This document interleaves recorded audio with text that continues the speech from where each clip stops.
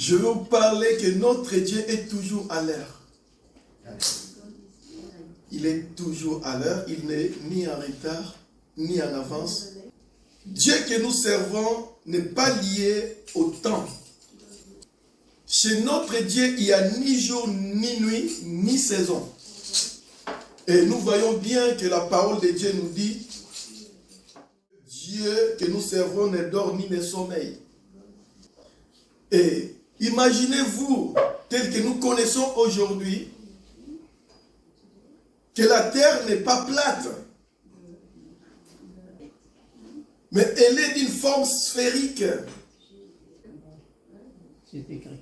Et même, mon frère vient de me dire que c'est écrit. La science nous explique que lorsqu'il y a un jour, c'est une partie de la terre qui est exposée au rayonnement du soleil.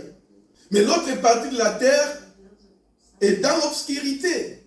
Et comme nous savons que dans toutes les cultures, les hommes dorment pendant la nuit. Et en regardant cela, on voit que la terre n'a jamais été obscure tout le temps. Pour dire que si le soleil se couche, toute la terre est dans l'obscurité. Alors la réalité nous montre que la terre n'a jamais été entièrement en obscurité. Mais il y a seulement une fois que la terre était dans l'obscurité totale pendant 3 heures. Au moment où la lumière du monde rendait son âme à la croix de Golgotha, celui qu'on appelle Jésus. Dieu ne dort ni ne sommeille. Alors, si Dieu dormait, quand est-ce qu'il dormira? Quand une partie de la terre dort ou bien l'autre partie qui est élevée? Donc, il y a la confusion. Donc, Dieu n'est pas tributaire de la nuit ou du jour. Savez-vous que Dieu reçoit l'adoration du monde entier en chaque instant, depuis le commencement de la terre jusqu'à aujourd'hui, tout instant, les prières montent vers Dieu. Nous, on peut dormir, il y en a d'autres qui sont en train de lever la voix. Moi, je dors, il y en a un qui est à côté de moi qui élève la voix. Et il y a l'éternité, les prières montent vers Dieu pour le glorifier. Amen. Et c'est pour cela, mes bien-aimés, notre Dieu n'est pas tributaire du temps.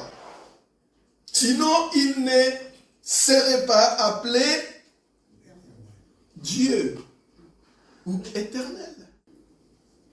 Parce que c'est lui qui a créé toutes choses. En Dieu, la nuit brille comme le jour. Si on commence à voir Dieu selon nos jours, on risque de dire que des fois Dieu il est long pour exaucer les choses. On peut même commencer à murmurer, à parler mal de Dieu. Pourquoi Dieu n'exauce pas mes prières? Pourquoi Dieu ne répond pas? Pourquoi? Alors je demande, il n'y a rien.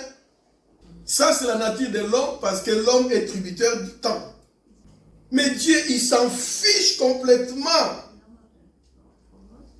de la notion du temps. Ne savez-vous pas que devant Dieu, un jour est comme 1000 ans et 1000 ans sont comme un jour? C'est la chair qui est tributaire du temps, mes bien-aimés. On est né bébé, on grandit, on passe par l'enfance et on devient adulte. Et on regarde un moment au miroir, on dit, j'ai vieilli. C'est la chair qui vieillit avec le temps.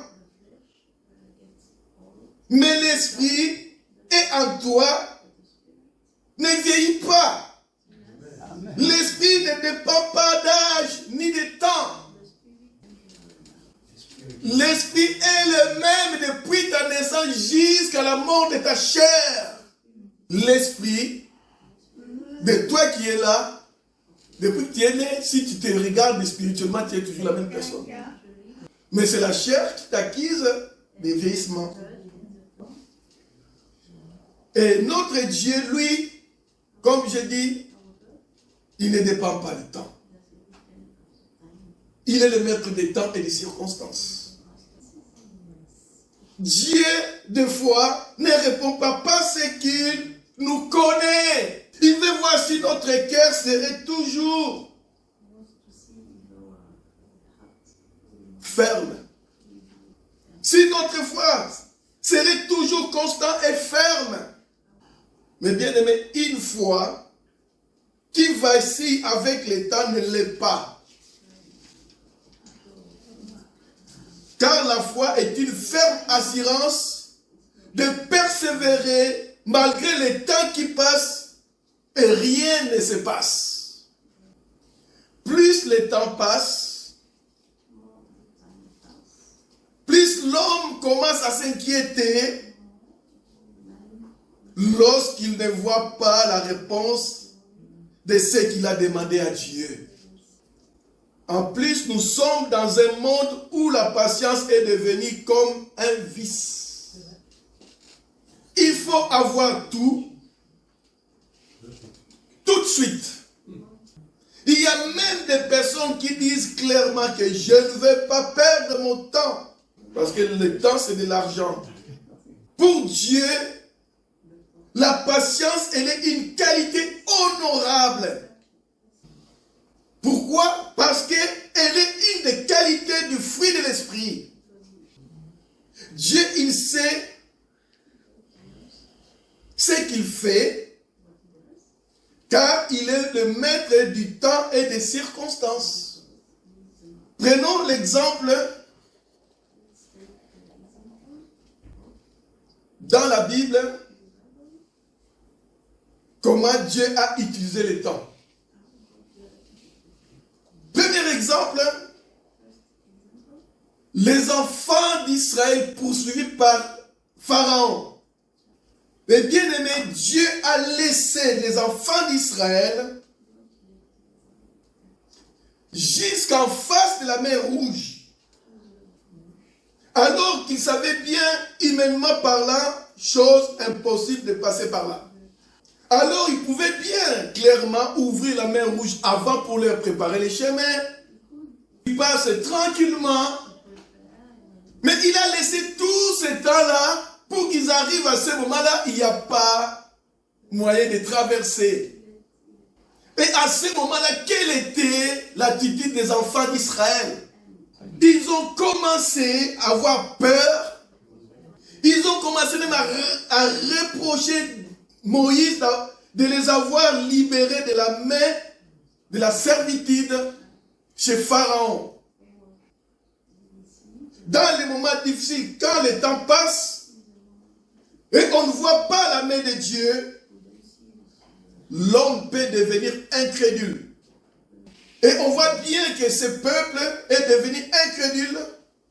Pourquoi Dieu a attendu jusqu'à la dernière minute, alors qu'il voyait bien que les pharaons et son armée, ils arrivaient derrière eux. Parce que pour montrer à l'homme la délivrance vient de la main de l'Éternel. Il fait toutes choses au temps marqué selon son autorité et sa puissance et sa gloire. Voici ce que Moïse va dire aux enfants d'Israël. Moïse répondit au peuple: ne craignez rien, restez en place et regardez la délivrance que l'Éternel va vous accorder en ce jour, car les Égyptiens que vous voyez aujourd'hui, vous ne les verrez plus jamais. L'Éternel combattra pour vous et vous garderez le silence. En son temps, l'Éternel lui-même délivre par sa force et sa puissance. Prenons l'exemple de Jésus face à la maladie de Lazare.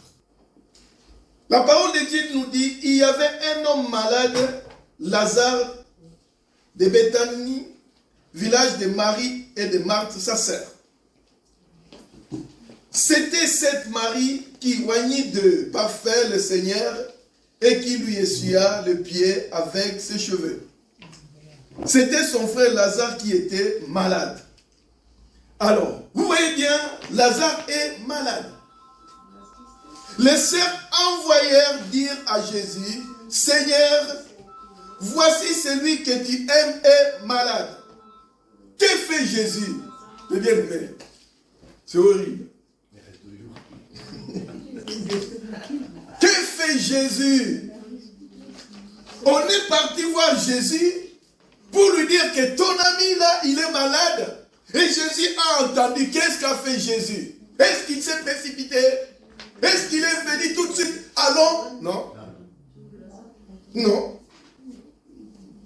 Après avoir entendu cela, Jésus dit, cette maladie n'est point à la mort, mais elle est pour la gloire de Dieu.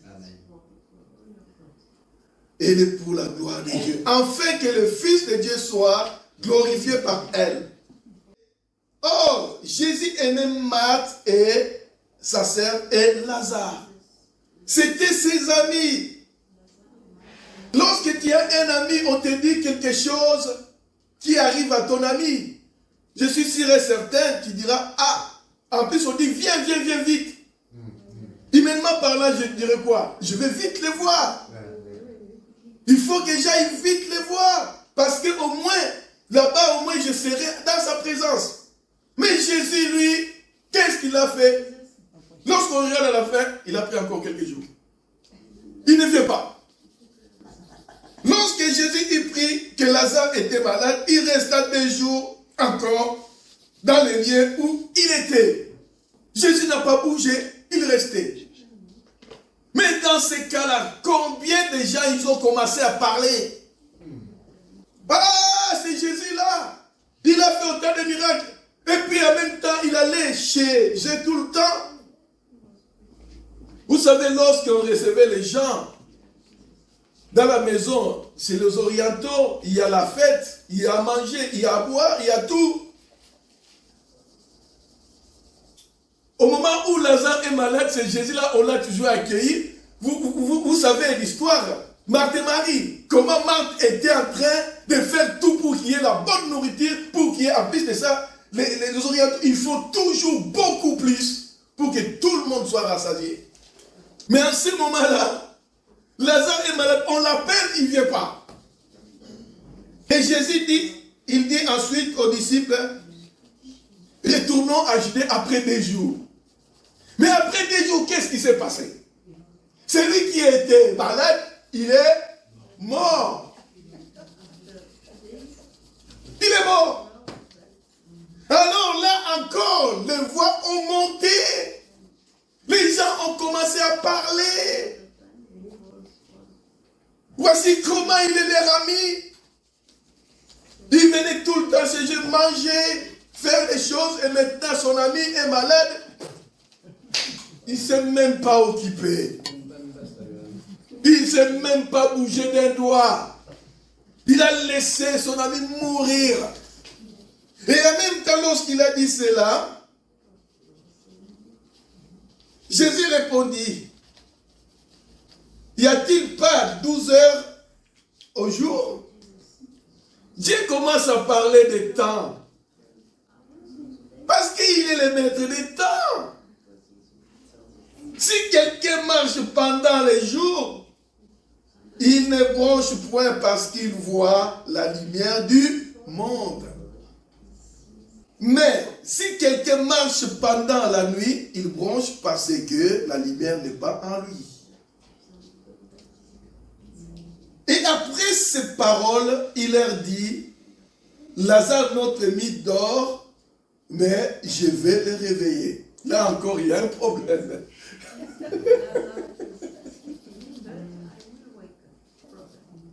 Alors les disciples dirent, Seigneur, il dort, il sera guéri. Donc, et ils étaient loin. Peut-être les nouvelles n'étaient pas encore venues, comme quoi que Lazare était déjà mort.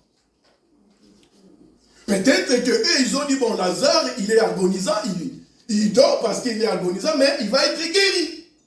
Mais Jésus avait parlé de sa mort, mais ils crurent qu'il parlait de l'assouplissement du sommeil.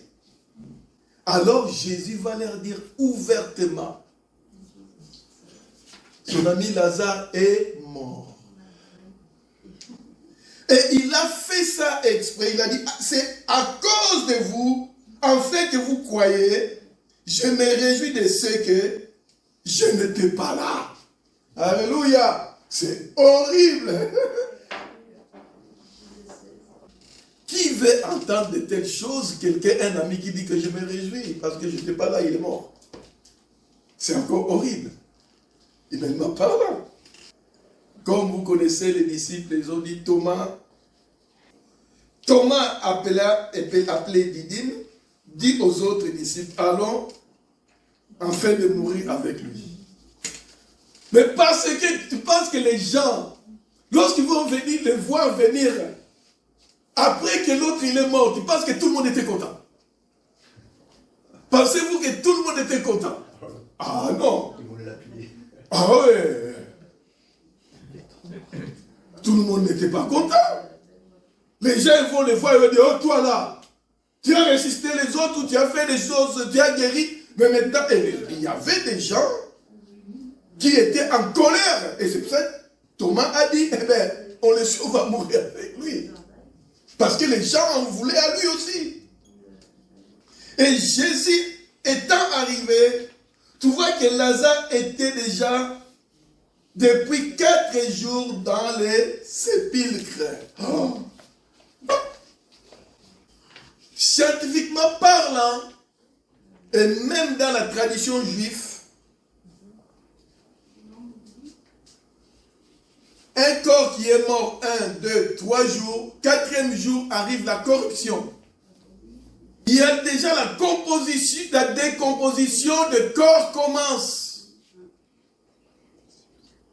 Dans la tradition juive, ils disent comme quoi que pendant 3 jours, l'âme de la personne est encore aux environs.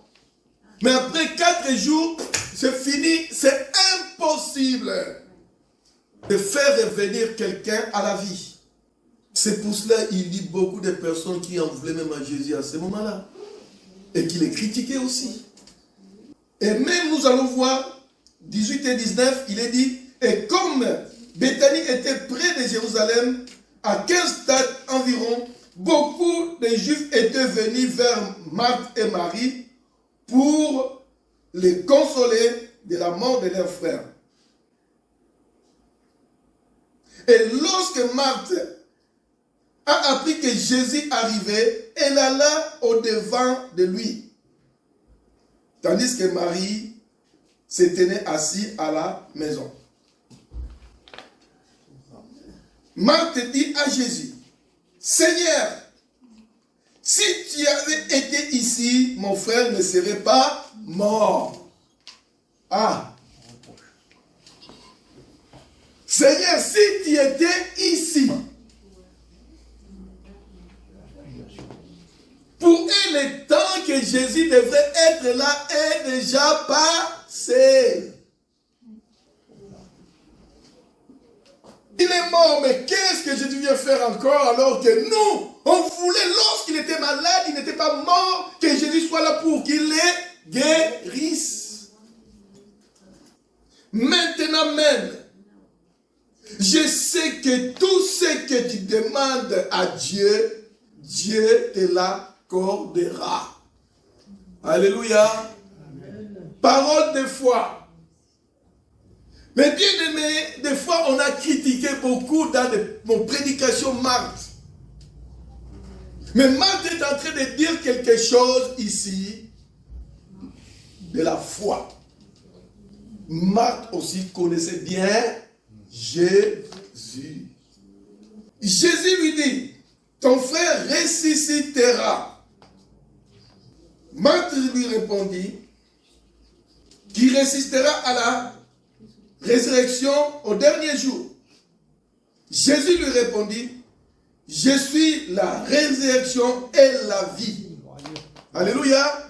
Je suis la résurrection et la vie. Celui qui croit en moi vivra, même s'il meurt. Et quiconque vit et croit en moi ne mourra jamais. Crois-tu cela? La parole de Jésus ici, on dirait que Jésus fait des confusions. Mais Jésus, il est celui qui est le maître de temps. Il parle d'aujourd'hui et le temps d'éternité dans cette phrase. Il dit beaucoup de choses. Il dit, si aujourd'hui tu meurs, il va te ressusciter. Même si tu meurs, tu vas avoir la vie. Mais il proclame aussi dans les temps ou de la fin, quand il viendra, ceux qui seront en vie, ils ne passeront pas à la mort. Le temps de Dieu, le maître des temps. Et il lui dit, Seigneur, je crois que tu es le Christ, le Fils de Dieu, qui devrait venir dans le monde. Mais bien aimé, cette parole, c'est une parole révélée de Dieu à Marthe. Sans la révélation, personne ne pouvait dire que Jésus est le Christ, le Fils de Dieu. Vous vous souvenez le cas de Pierre, lorsqu'il avait dit cette parole? Jésus avait dit quoi? Ce n'est pas la chair et le sang qui t'ont révélé cela, c'est le Père qui est dans les cieux qui t'a révélé. Il n'y a pas beaucoup de personnes qui ont considéré Jésus comme Marc a dit dans cette phrase. Ayant parlé ainsi, elle s'en alla, puis elle appela secrètement Marie, sa sœur, et lui dit, Maître est ici, il te demande. Dès que Marie y entendit, elle se leva promptement et alla vers lui. Car Jésus n'était pas encore rentré dans la ville, mais il était dans le lieu où Marthe l'avait rencontré. La Bible montre déjà l'état des gens qui étaient là. Ok? Les Juifs qui étaient avec Marie dans la maison, qui l'a consolé, l'ayant vu s'élever promptement et sortit, la suivirent en disant, elle va au sépulcre pour y pleurer. Et lorsque Marie arrivait là où était Jésus, elle le vit, elle tomba à ses pieds et lui dit, Seigneur, si tu avais été ici, mon frère ne serait pas mort. Même langage que sa sœur, lorsque la sœur a vu Jésus. Alors Jésus, le voyant pleurer, elle et les Juifs qui étaient avec elle, frémit en son esprit et fit ému. Et il dit, où l'avez-vous mis? Seigneur lui répondit, viens et vois. Jésus pleura. Sur quoi les Juifs dirent, voyez comme il aimait. Mais, quelques-uns qui ont dit quoi? Quelques-uns, ils ont dit quoi là? Vous voyez bien, vous savez bien lire. Quelques-uns d'entre eux dirent, lui qui a ouvert les yeux des aveugles, ne pouvait-il pas faire ainsi que cet homme ne meure point? Il devait venir, non? Mais pourquoi il est resté là-bas? Il n'a fait rien du tout. On lui a envoyé des messagers. On lui a dit que ton ami est malade. il n'a rien fait. Et il va venir seulement lorsque son ami, il est mort. Jésus frémit de nouveau en lui-même. Et s'est dit, oh, c'est une... Jésus frémissant de nouveau en lui-même, s'est rendu au sépulcre. C'était une grotte, une pierre était placée devant. Jésus dit, ôtez la pierre. Marthe, la sœur du mort, lui dit, Seigneur, il sent déjà. Car il y a 4 jours qu'il est là. Donc, chose impossible.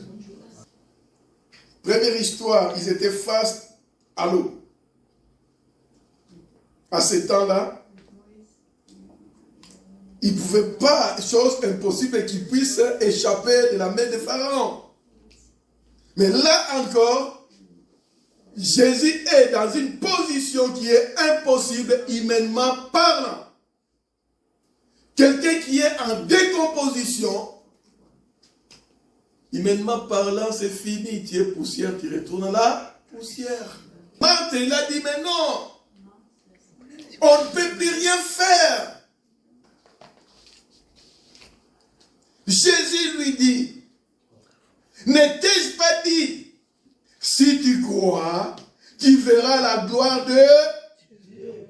Amen. Amen. Si tu crois, tu verras la gloire de Dieu. Amen. Mais bien aimé, Dieu, des fois, il laisse les situations comme s'il avait des sourds d'oreilles. Il ne répond pas. Mais il sait pourquoi il est en train de faire les choses.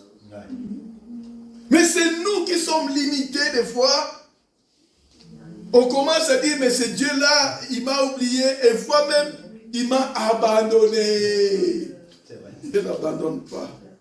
Ils ôtèrent donc la pierre, et Jésus leva les yeux en haut et dit, Père, je te rends grâce de ce que tu m'exauces. Tu m'as exaucé. Déjà, tu m'as exaucé. Pour moi, je savais que tu m'exauces toujours. Marthe n'a pas dit ça dans son discours. Je sais que ce que tu demandes, Dieu t'exauce toujours. Mais je l'ai parlé à cause de la foule qui m'entoure, afin qu'ils croient que c'est toi qui m'as envoyé. Ayant dit cela, il cria d'une voix forte, Lazare, sors. Alléluia. Amen. Je te dis, si tu crois, tu verras la gloire de Dieu. Et les morts sortis, les pieds et les mains liés, des bandes et les visages enveloppés d'un linge, Jésus leur dit, délie-les, laisse-les aller. Amen. Alléluia. Amen. Car il dit, au temps favorable, je t'ai exaucé. Des fois, Dieu, mes bien-aimés, il attend les temps favorables. Au jour du salut, je t'ai secouru. Voici maintenant les temps favorables. Voici maintenant les jours du salut. Amen. Des fois, Dieu, lorsqu'il ne répond pas, ce n'est pas les temps favorables. Mais nous qui sommes tributaires de temps, on veut que tout de suite ça s'efface. Mais Dieu dit non, ce n'est pas le moment. Parce que Dieu n'est pas toujours en retard, n'est pas toujours en avance, il est toujours à l'heure. Des fois, on demande à Dieu des choses et Dieu ne répond pas. Et nous sommes en train de dire, mais qu'est-ce qui se passe? Et Dieu a donné des promesses que tu ne vois pas ces promesses arriver. Tu commences à te décourager. L'Éternel m'adressa la parole et il dit,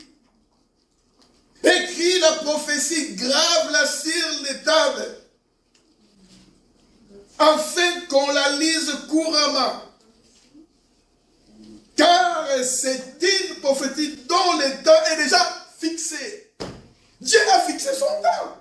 Mais comme nous sommes tributaires des temps, jour, nuit, jour, nuit, jour, nuit, après les mois, après les années, et après, on commence à s'inquiéter, mais Dieu a fixé déjà selon son autorité. Et il rajoute, elle marche vers son terme, et elle ne mentira pas. Si elle tarde, qu'est-ce que Dieu a dit? Attends-la, car elle s'accomplira. Et elle s'accomplira certainement. La certitude. Mais nous, on est toujours dans l'incertitude à cause du temps. Le temps nous fait jouer. Dieu a fixé déjà le temps selon sa nature. Mais notre nature nous fait jouer. Notre nature nous fait jouer. Ah, Dieu tarde. Vous connaissez l'histoire d'Abraham et Sarah, non? Dieu tardait. Ils ont vieilli à cause de la chair. Et qu'est-ce qui s'est passé? L'incrédulité est rentrée. Jour, nuit, jour, nuit. Un mois, année, 10 ans. Ça passe, on vieillit. Le temps. Et après, Sarah a dit, oh, je suis vieille. Je ne peux plus rien faire. Mais la promesse est là. Mais moi, je ne peux plus rien faire. Alors, Abraham, on peut aider Dieu.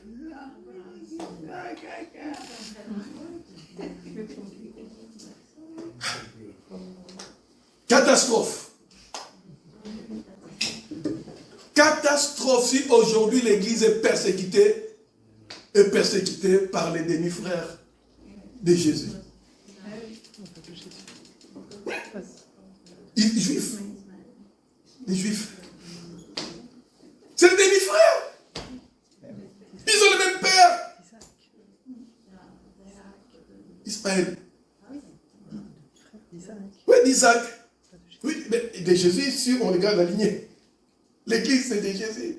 L'islam, c'est d'Ismaël. C'est des demi-frères. C'est des demi-frères. Pourquoi? Parce qu'ils n'ont pas attendu le temps de Dieu. Et il y a des conséquences. Et l'église de Christ subit les conséquences aujourd'hui à cause de ça. Ce n'est pas les autres religions qui persécutent plus les chrétiens. Ah oui, moi je vous dis, ce n'est pas les autres, c'est les demi-frères. Conséquence. Alors que la parole de Dieu nous dit dans Ecclésiaste 3:11, il fait toutes choses belles en son temps. Et c'était arrivé. Ils ont eu un fils qui s'appelle Isaac. Et lorsque on est des humains, mes bien-aimés, on entend ça ne marche pas. Et pourtant, on est en train de considérer comme si Dieu était un homme. Dieu n'est point un homme pour mentir, ni un fils d'un homme pour se repentir. Ce qu'il a dit ne le fera-t-il pas? Et ce qu'il a déclaré ne l'exaucera-t-il pas?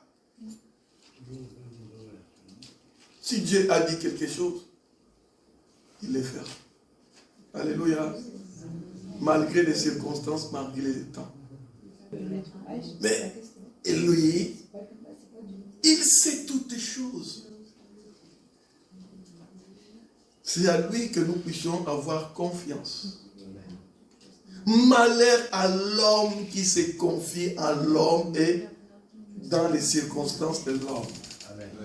Mais heureux l'homme qui se confie à l'Éternel, qui porte sur lui son appui et qui espère en lui. Ayons confiance en notre Dieu. Et pour terminer, nous allons lire le psaume 121 en entier. Je lève mes yeux vers les montagnes, d'où me viendra le secours? Qui a fait les cieux et la terre? Il ne permettra point que ton pied chancelle. Celui qui te garde ne sommeillera point. Voici, il ne sommeille ni ne dort, celui qui garde Israël. L'Éternel est celui qui te garde. L'Éternel est ton ombre à ta main droite. Pendant les jours, le soleil ne te frappera point, ni la lune pendant la nuit.